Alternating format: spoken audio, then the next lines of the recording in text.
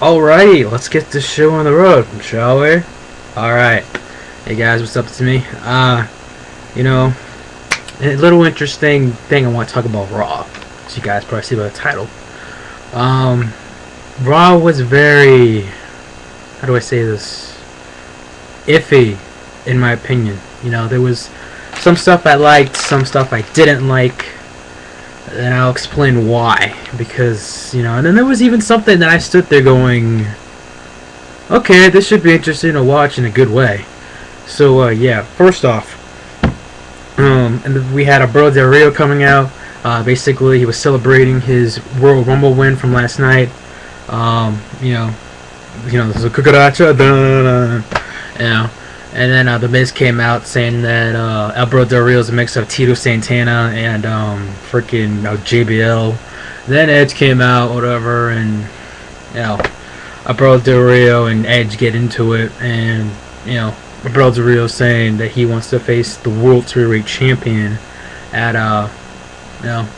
WrestleMania. So he's not be facing The Miz, who has an opponent that's still, oh my god.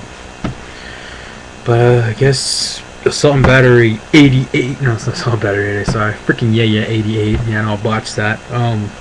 Mentioned something that I'll mention later on. Yeah. So anyway, first match of the night we had Santino Morale and Vladimir Kozlov versus Husky Harris and Michael McGillicuddy.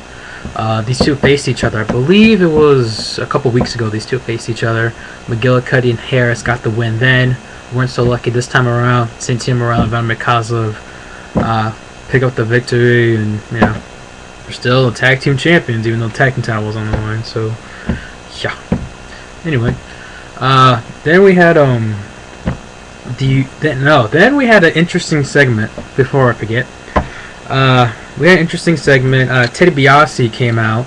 Actually, excuse me, before it happened. Sorry, just crazy night.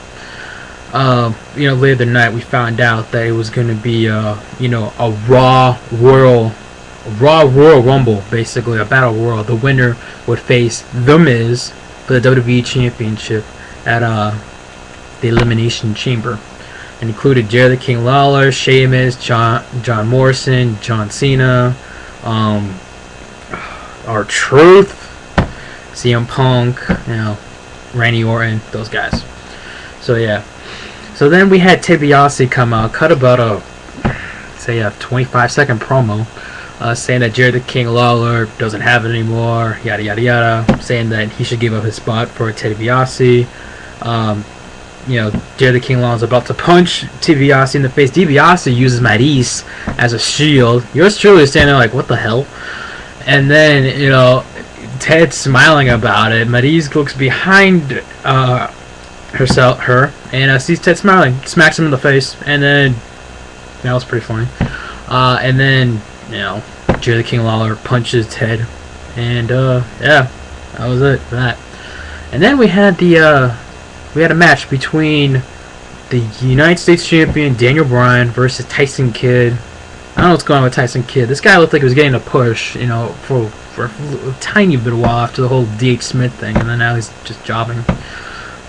They had the Bella Twins also at ringside, and Gail Kim was there for Mr. Daniel Bryan. So yeah. Then we had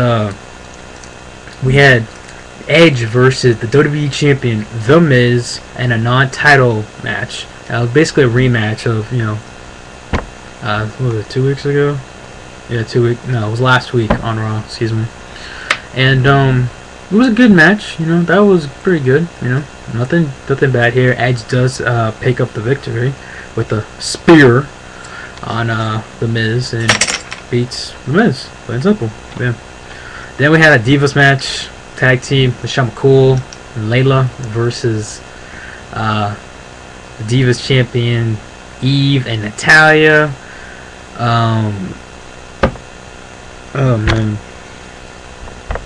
This was a pretty quick match. I mean, Blake Cole dominated over Eve and Natalya, which means, I'm not going to be surprised if Blake Cole gets the belts back really soon, and that this whole time that, Eve holding the belts just to warm it up for Blake Cole, you know what I mean? And then we had, here's the interesting part I want to mention too. We had this promo of what was it, 2/21/11, which of course is the Monday Night Raw after Valentine's Day, the week after Valentine's Day. And we get this promo, and it's a very eerie promo. I'll put the link in the description box if you guys haven't seen it. I'm sure you guys seen it. And it just comes to my attention, and I know people are saying, "Oh, it's Sting! It's Sting! He's making, he's gonna be in the WWE." And there's a small majority saying, "Oh, it's the Undertaker. The Undertaker's coming back." To be honest with you, I don't know who it is. I'm guessing Sting, because honestly, does that man right there? Oh shit! Does that man right there behind me, says "dead man" on there, really need a promo in order to return? Not really. He could just pop out of nowhere and the crowd would just go madly insane. Especially Jamie, rotisserie Jamie. Oh my god! Anyway, so yeah, I thought that was actually pretty cool. It's probably one of the coolest parts of Raw. That promo right there. I thought that video package. That was cool. So yeah, we had that. Then we had Mark Henry and the Great Khali versus the Usos in a dance-off. Oh my god.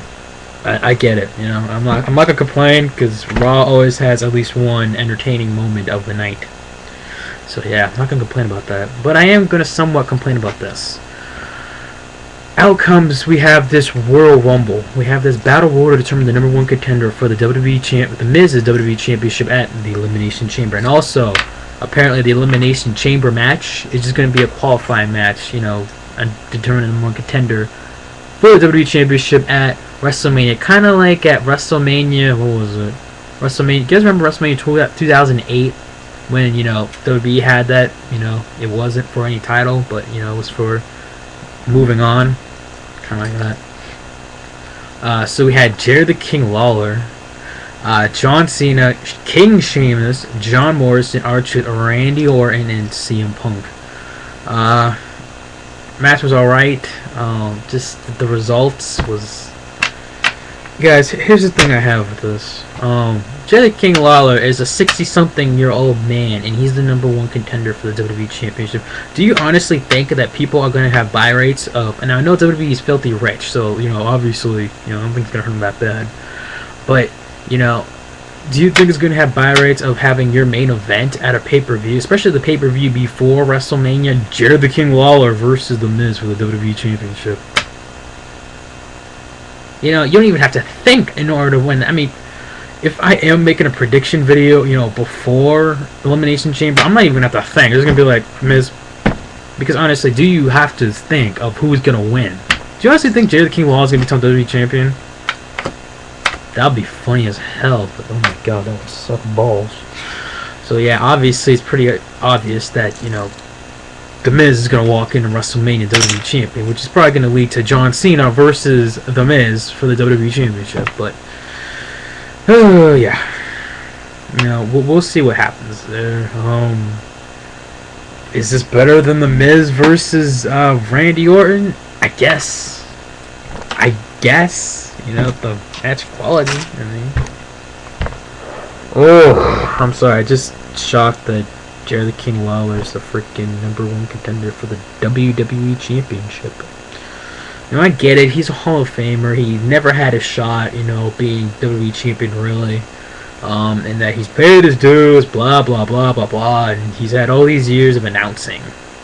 I respect the guy announcing. To me, he's one of the best announcers ever, in my opinion. Him and Jerry the King Lawler are probably him and good old JR are probably the best combination duo of commentary that I probably have ever heard in my life. I'm serious when I mean that. Yes, even better than Michael Cole with Taz or Michael Cole and JBL. Michael Cole and JBL is actually pretty freaking entertaining.